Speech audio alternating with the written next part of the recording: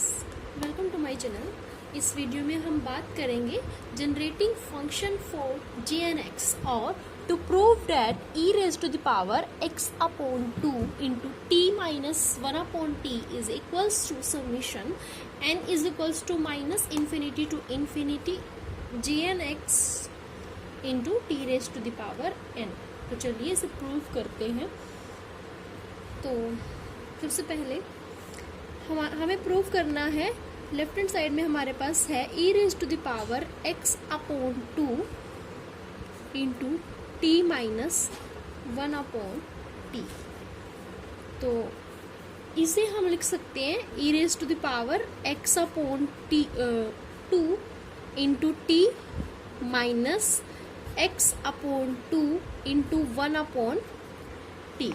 ठीक है, और इसे हम लिख सकते हैं e raise to the power x upon 2 t into e raise to the power minus x upon 2 T.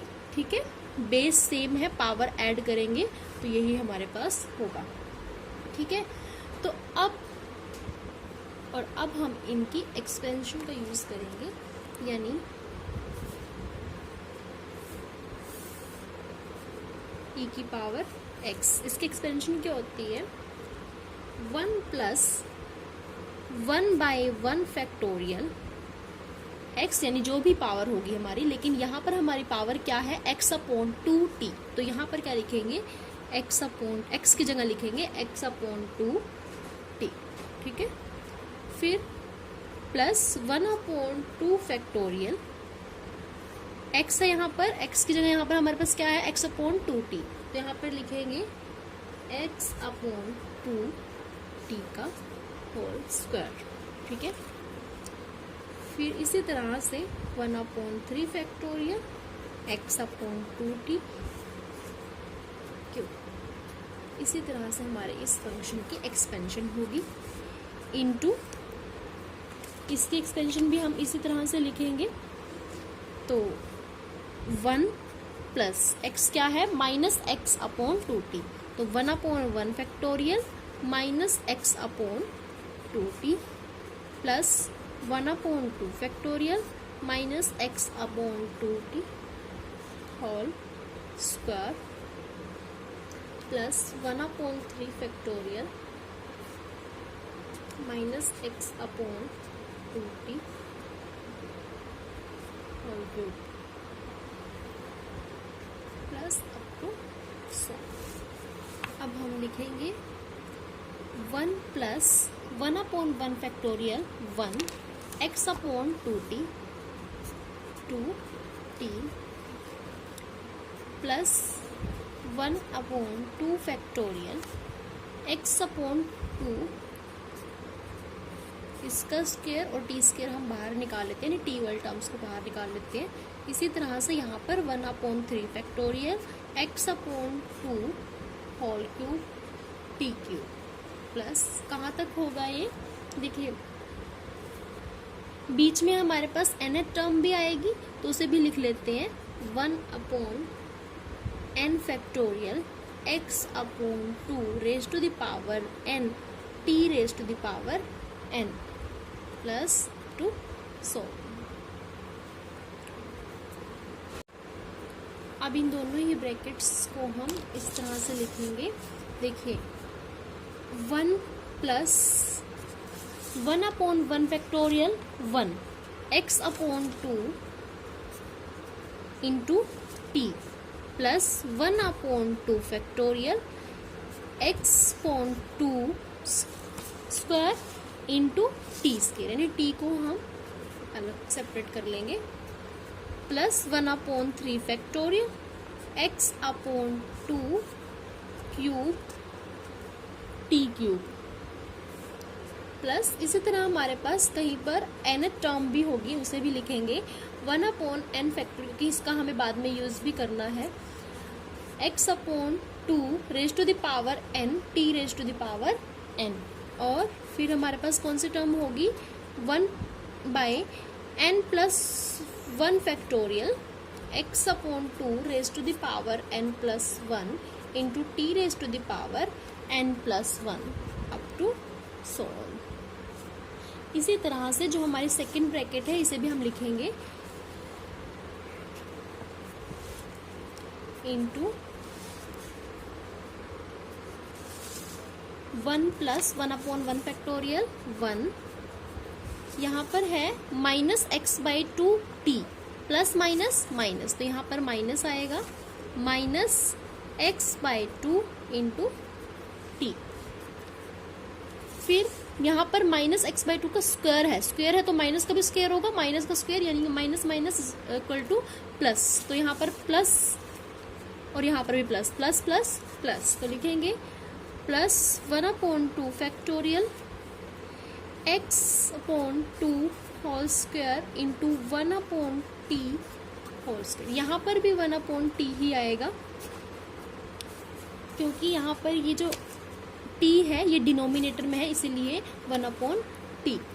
फिर नेक्स्ट टर्म में यहाँ पर पावर क्या है, ओड पावर है, जब भी ओड पावर होती है तो साइन हमारा माइनस का ही रहता है, इसीलिए यहाँ पर लिखेंगे -1/3 factorial x/2 raise to the power 3 into 1/t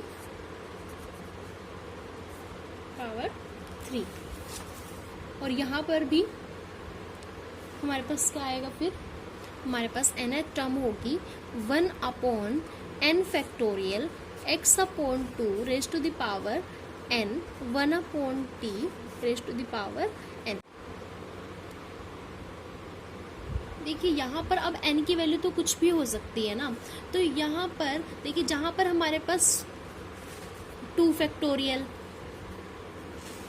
यहाँ पर माइनस आया था, फिर प्लस आया, फिर माइनस आया, यानी यहाँ पर जब हमारे पास था 1 फैक्टोरियल तब हमारे पास माइनस, जब 3 फैक्टोरियल तब माइनस, फिर जब 5 फैक्टोरियल आएगा 1/5 फैक्टोरियल फिर भी माइनस का साइन आएगा। यहाँ पर हमें नहीं पता n की वैल्यू क्या होगी, इवन होगी या ओड होगी, इसीलिए हम क्या करेंगे, यहाँ पर लिखेंगे -1 raise to the power n, यानी डिपेंड करेगा n पर।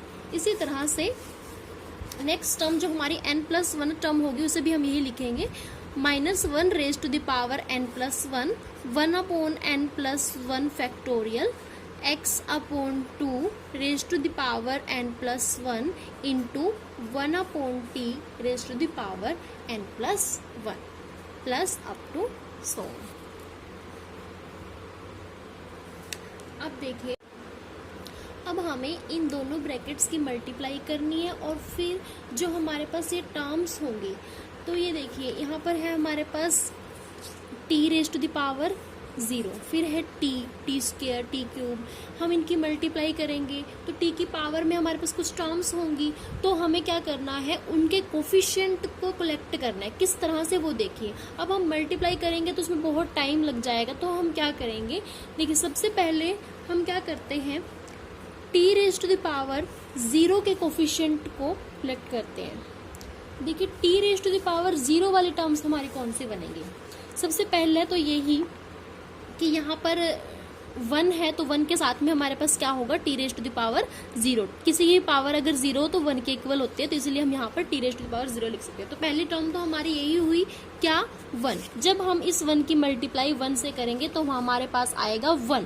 फिर हम देखिए सभी टर्म्स की मल्टीप्लाई होगी, इस तरह से जब हम x बाय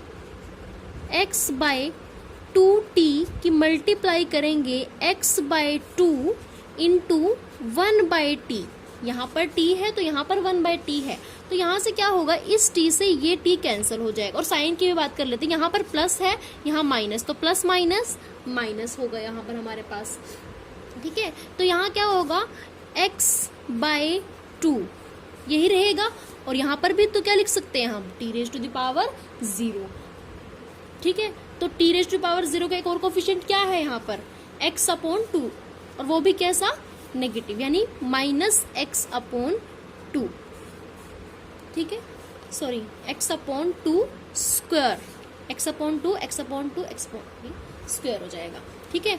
फिर देखिए यहाँ पर है x/2 स्क्वायर, ठीक है, इंटू टी स्क्वायर है, और अगर हम इसमें देखिए जब हम इसकी मल्टीप्लाई इससे करेंगे तो 1/t स्क्वायर से t स्क्वायर कैंसिल, ठीक है। तो इसी तरह से हमारे पास ये टर्म भी रहेगी, किसका कोफिशिएंट, T0 का कोफिशिएंट। तो इनकी मल्टीप्लाई होगी, जब इनकी मल्टीप्लाई होगी तो ये हमारे पास होगा, और साइन ये भी पॉजिटिव है ये भी पॉजिटिव है, तो 1/2 फैक्टोरियल ये वाला और ये भी इंटू 2 फैक्टोरियल। और यहाँ पर क्या रहेगा, यहाँ पर है x/2 square, x/2 square base same है, मल्टीप्लाई जब इनकी होगी तो पावर ऐड होती है, तो ये हो जाएगा हमारे पास x/2 4। ठीक है। फिर नेक्स्ट यहाँ पर जब हम ये करेंगे तो t³ से 1/t³ कैंसिल, ठीक है, यानी कि t वाली टर्म कैंसिल, तो वो भी किसका कोफिशिएंट हो जाएगा, T0 का। तो 1/3 factorial into 3 factorial x/2 raise to the power 3 + 3 यानी 6। और साइन की बात करें तो यहाँ प्लस है यहाँ माइनस, तो प्लस माइनस माइनस, तो यहाँ पर हमारे पास क्या होगा 1/3 factorial 3 factorial x/2 raise to the power 6। ठीक है। इसी तरह से हमारे पास नेक्स्ट टर्म होगी, तो ये जो वैल्यू है ये आर्टिकल 2.5.2 में जब फाइंड करते हैं J0x की वैल्यू तो वो इसी के इक्वल आती है। जो लास्ट रिजल्ट है उससे ऊपर आप देखना, वहां पर आपको इसी तरह से वैल्यू मिलेगी जो कि किसके इक्वल है, J0x। ठीक है। तो हमारे पास जो इसके कोफिशिएंट आए हैं वो किसके इक्वल होंगे, J0x के। अब हम t⁻n के कोफिशिएंट को कलेक्ट करेंगे। कोफिशिएंट ऑफ t⁻n, देखिए सबसे पहला कोफिशिएंट तो यही होगा, जहां पर हमारे पास t⁻n से कोफिशिएंट लिखेंगे 1/n factorial x/2 raise to the power n। तो लिखेंगे 1/n factorial x/2 raise to the power n। ठीक है। फिर नेक्स्ट देखिए, जब हम इन सभी टर्म्स की मल्टीप्लाई करेंगे तो यहाँ पर हमारे पास एक टर्म है ये वाली 1/n+1 factorial x/2 raise to the power n+1 t raise to the power n+1। जब हम इस टर्म की मल्टीप्लाई करेंगे इससे, देखिए जब हम इन दोनों टर्म्स की मल्टीप्लाई करेंगे तो यहाँ पर इसे हम लिख सकते हैं क्या, t⁻n इंटू t⁻1, बेस से में पावर ऐड होंगी तो यही होगा हमारे पास t⁻n+1।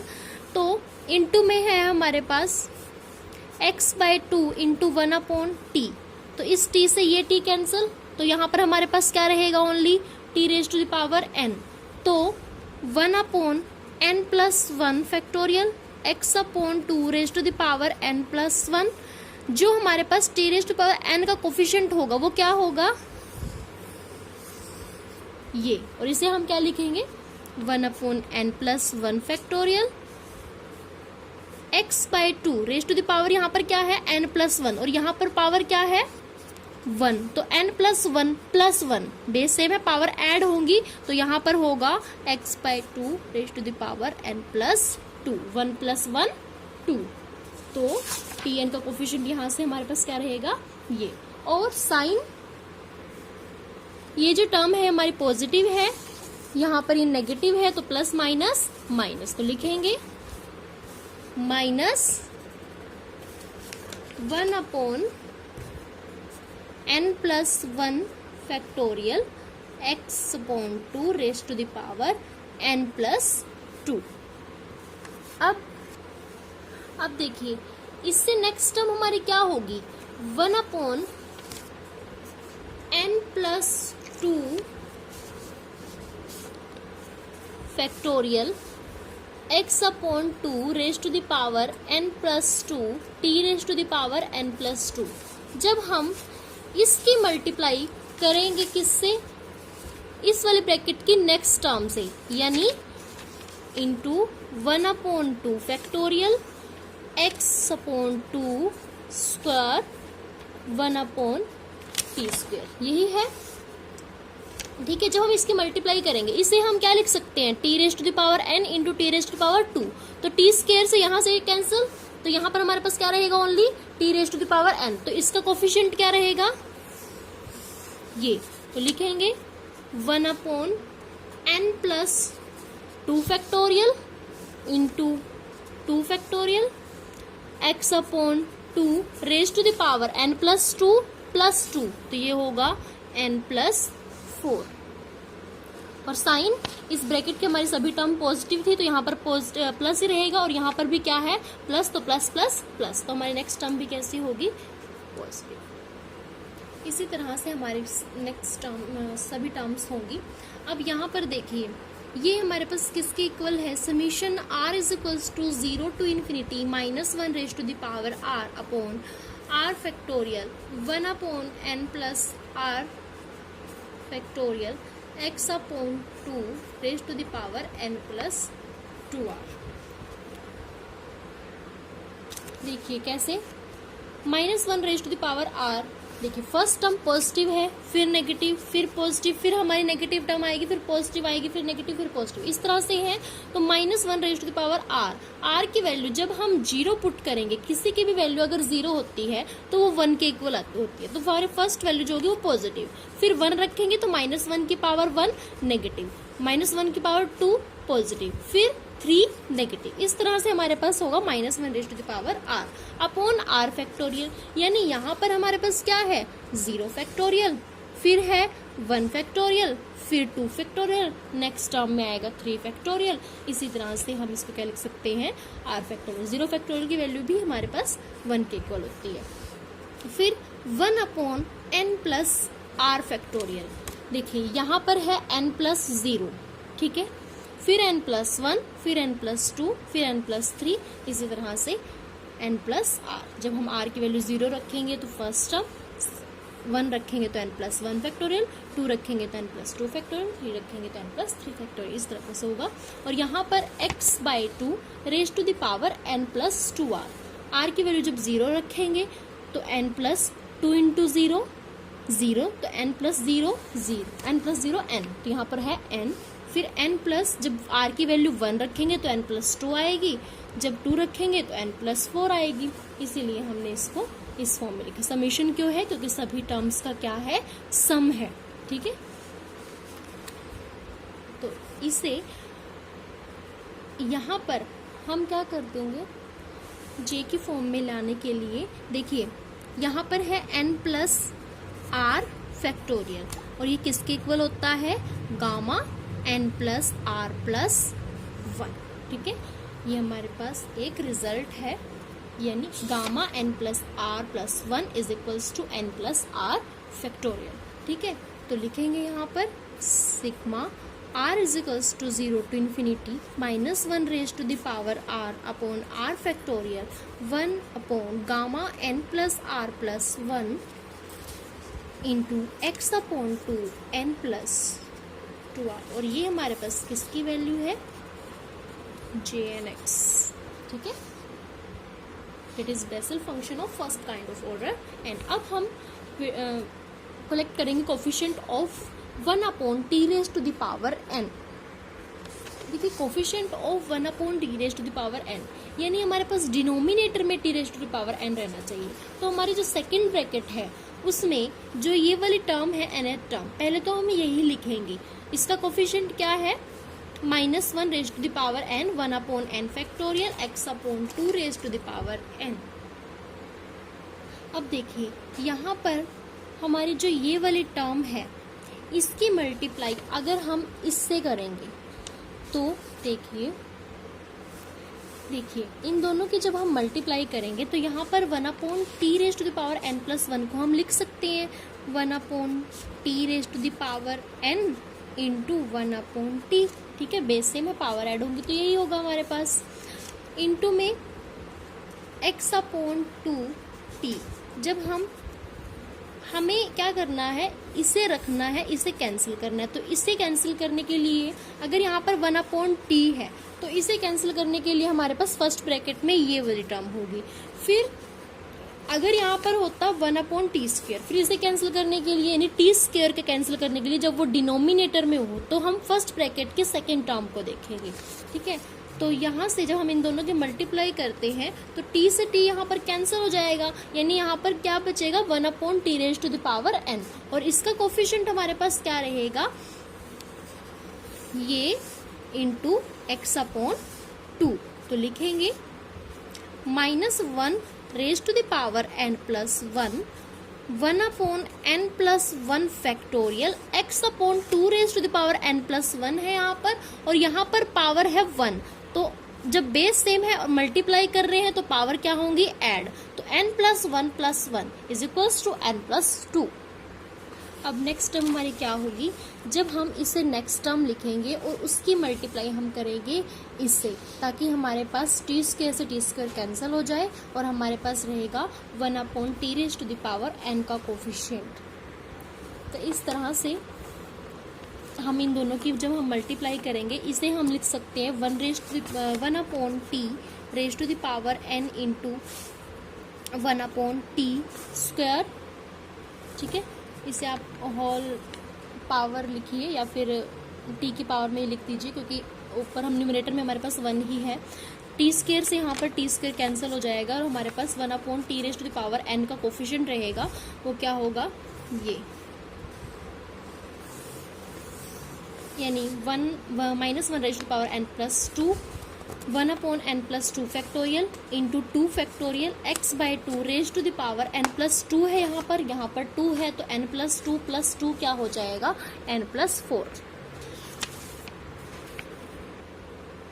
इस तरह से हम इसे लिखेंगे। अब हम यहाँ से क्या करते हैं, -1 raised to the power n सभी में है तो इसे हम कॉमन ले लेंगे। यहाँ से -1 raised to the power n common, यहाँ पर रहेगा 1/n factorial x/2 raised to the power n plus -1 raised to the power n बाहर है तो यहाँ पर रहेगा -1 raised to the power 1। Base same है, पावर ऐड होंगी तो n+1 यही रहेगा हमारे पास, upon n+1 factorial x/2 raised to the power n+2, और फिर होगा 1/2 फैक्टोरियल n+2 है, n बाहर है तो यहाँ होगा -1 raised to the power 2/n+2 factorial और x/2 raised to the power n+4 up to so। अब अगर यहाँ पर हम इसे 0 फैक्टोरियल लिख दें, यहाँ पर 1 फैक्टोरियल लिख दें, 0 factorial is equals to 1, 1 factorial is equals to 1, फिर हमारे पास 2 फैक्टोरियल है, फिर 3 फैक्टोरियल होगा, x/2 raise to the power n है, फिर n+2 है, फिर n+4। और इस तरह से अगर हम इसे इस फॉर्म में लिखें -1 raise to the power n, इसे हम लिखें summation r is equals to 0 to infinity -1 raise to the power r upon r factorial, 0 factorial, 1 factorial, 2 factorial, 1/n+0 n+1 n+2 यानी n+r factorial x/2 n+0 n+2 n+4 n+2r। जब 0 रखेंगे तो n रहेगा, जब 1 रखेंगे तो n+2, 2 रखेंगे तो n+4। इस तरीके से हमारे पास ये टर्म्स होंगी, सम है इसीलिए सिग्मा। और ये हम किसके इक्वल लिख सकते हैं, इसे हम लिख सकते हैं क्या, गामा n+r+1, ठीक है। और जब हम इसे ये लिखेंगे तो हमारे पास जो रिजल्ट होगा वो हमारे किसके इक्वल होगा, jnx। और इसे हम किसके इक्वल लिख सकते हैं, j - nx। और ये हमने कहाँ पढ़ा था, आर्टिकल 2.5.1 में लास्ट में लिखा हुआ है, वहाँ से आप देख लीजिएगा। अब हमारे पास कोफिशिएंट ऑफ t0 हमारे पास j0x के इक्वल आया, coefficient of t raise to the power n हमारे पास jnx के इक्वल आया, और coefficient of 1/t raise to power n हमारे पास j ऑफ -nx आया। अब देखिए जो हमारे पास, अब देखिए जब हमने इसे स्टार्ट किया था तो तो हमने इनकी प्रोडक्ट को इनकी प्रोडक्ट के इक्वल लिखा था, ठीक है। हमने एक्सपेंशन की थी और फिर हमने इनकी प्रोडक्ट की करने के बाद हमारी जो टर्म्स होती हैं वो हमारी कैसे आती हैं, T0 का कोफिशिएंट होता, फिर T1 का, फिर T2 का, फिर T3 का। इस तरह से हमारे पास 1/T वाली भी कुछ टर्म्स थी। तो T raise to the power -1 का कोफिशिएंट होता, फिर T raise to the power -2, क्योंकि 1/T T raise to the power -1, 1/T² T raise to the power -2। इस तरीके से हमारे पास टर्म्स होती हैं। उनके कोफिशिएंट को हमने इस तरह से निकाला, देखिए। T raise to the power n का जो कोफिशिएंट है उसको हम लिखेंगे JNX की फॉर्म में। यानी अगर यहाँ पर T1 के कोफिशिएंट को देखें तो वो किसके इक्वल होगा, J1X। T1 के कोफिशिएंट को, T1 ऐसे ही रहेगा लेकिन उसके कोफिशिएंट की जगह हम क्या लिखेंगे, J1X। इसी तरह से T2 हमारे पास होगा J2X। T3 coefficient, no T2 और T3 इनके कोफिशिएंट्स होंगे, उनको हम इस तरह लिखेंगे। और फिर जो हमारे पास होंगे 1/T raise to the power n के कोफिशिएंट, यानी 1/T के कोफिशिएंट को हम क्या लिखेंगे, J-1x, n की जगह 1 पुट करेंगे। फिर 1/T² के कोफिशिएंट को J-2x। और अब हम इसे इक्वेशन पुट करें, लिखेंगे e raise to the power x/2 1 - 1/T।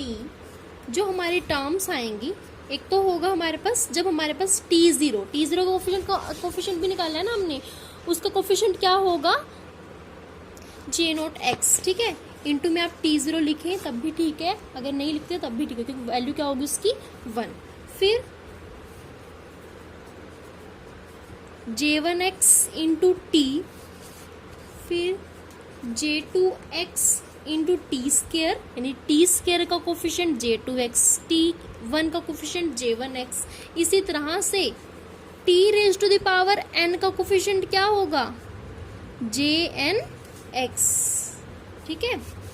और फिर हमारे पास जो नेगेटिव वाली टर्म्स हैं, नेगेटिव यानी T raise to the power -1, T raise to the power -2, तो उनका कोफिशिएंट क्या होगा, J-1x T raise to the power -1। फिर T raise to the power -2 का कोफिशिएंट J-2x। इसी तरह से T raise to the power -n का कोफिशिएंट J-nx।